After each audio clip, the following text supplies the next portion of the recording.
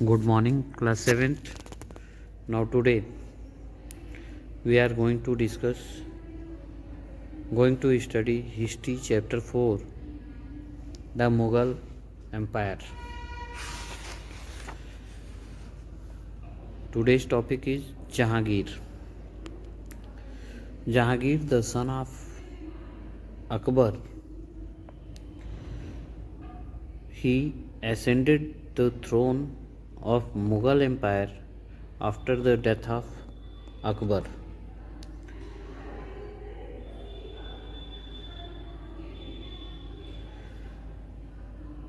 When Jahangir enthroned, was being the Mughal emperor. The new ruler of Mewar, Rana Amar Singh, he was the son of Maharana Pratap.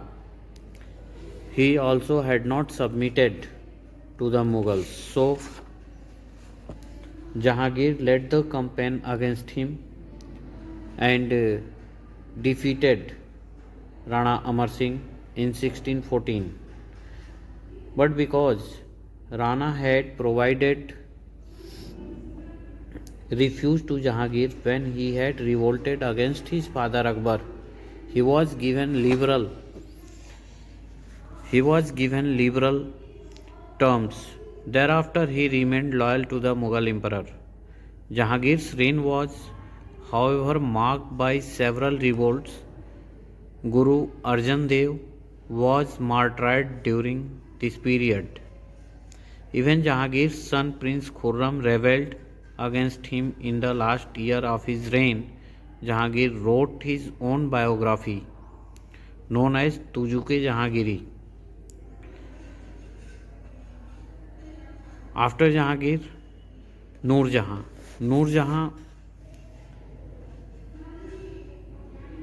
in 1611, Jahangir married Mehrun-Nisa, the widow of Sher Afghan Jagirdar of Bengal.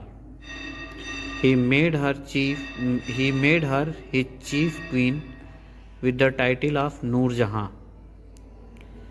She acquired tremendous power and influence over the king, exerted her authority in all matters of administration, appointed her relatives and favorites to high position, and even had loyal farmans and coins issued in her name.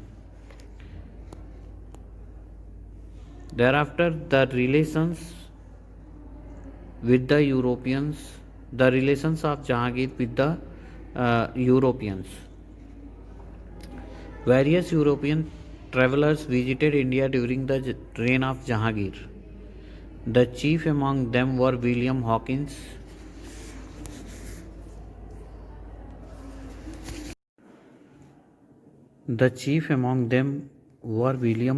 and Sir Thomas Roe. William Hawkins was an emissary of King James I of England.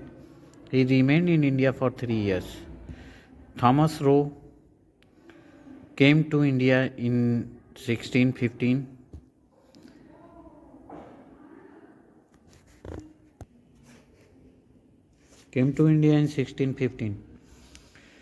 He succeeded in obtaining trade permission. He got concession with India for the British traders. Thereafter, Shah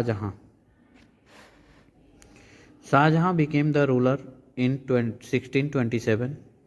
Mughal campaign continued in Deccan under Shah Jahan. He faced rebellions of Afghan noble Khan Jahan Lodi, who was defeated by him. He failed in his Central Asian campaign. The campaign to seize Balkh from the Uzbeks was unsuccessful, and Kandahar was lost to the Safavids.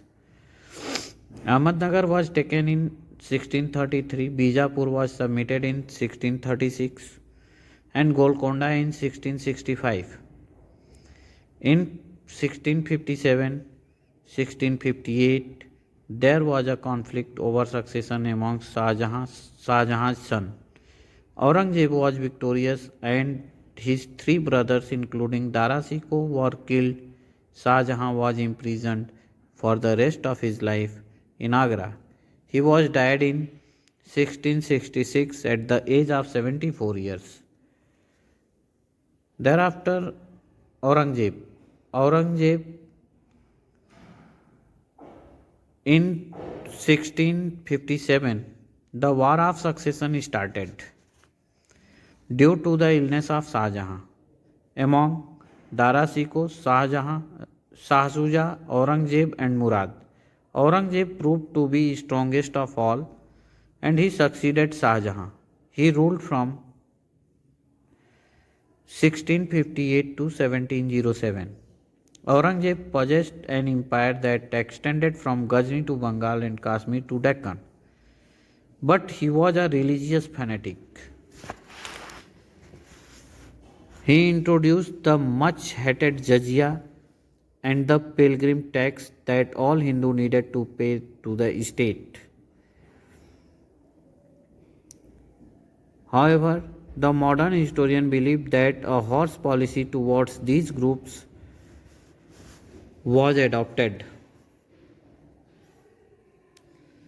to check their political ambition. But his religious and Deccan policies proved to be of extreme nature and shook the traditional pillars of political support of Mughal Empire. Aurangzeb made peace with the Rajputs later on, but the mutual trust of Akbar's age was lost now. Aurangzeb faced stiff resistance from Marathas and remained unsuccessful in subduing the Marathas. The Satnamis, the Jats of Mathura, and the Sikh created further political problems for Aurangzeb. The killing of Guru Tegh Bahadur proved to be a political blunder. It was in about 1600 that the English established contact with the Mughals when Sir Thomas Roe visited the Mughal court. In 1616, the English were permitted to build a factory at Masulipatanam. Aurangzeb died in 1707. Thereafter, Mughal court. We will discuss about it in next video. Thank you.